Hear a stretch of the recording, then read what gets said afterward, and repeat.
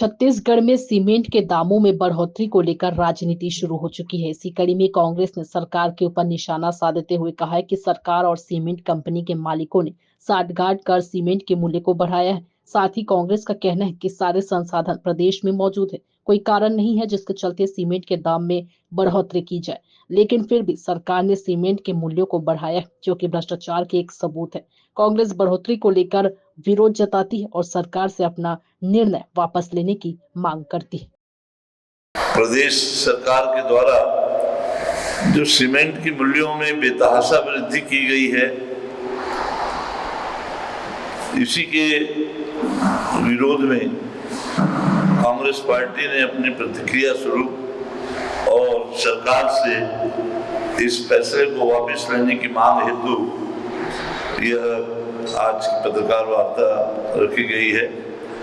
जैसा कि आप सबको विदित है कि सभी यहाँ छत्तीसगढ़ के सीमेंट कंपनियों ने एक साथ लगभग 50 रुपये से अधिक प्रति बैग सीमेंट के मूल्यों में वृद्धि की है और ये संभवतः दावे के साथ कहेंगे कभी इतनी बड़ी वृद्धि सीमेंट की छत्तीसगढ़ में एक साथ नहीं हुई थी जितनी पहली बार यह वृद्धि हुई है।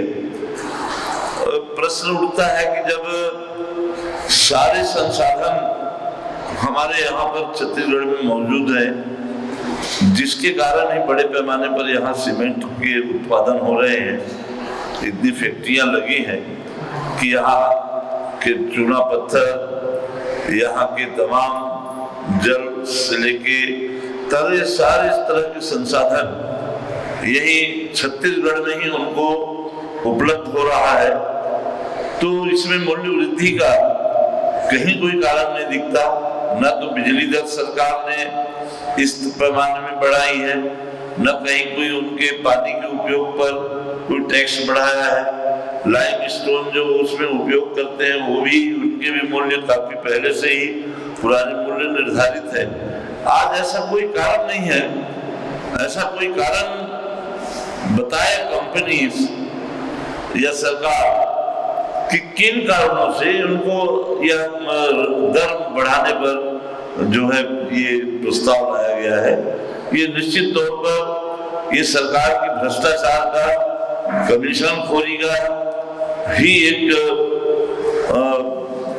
कारण समझ में आता है कि अब यह सरकार 8-9 महीने की विष्णुदेव की सरकार, जो विष्णुदेव की सरकार ना होकर के ये यहाँ पर कंस की सरकार हो गई है।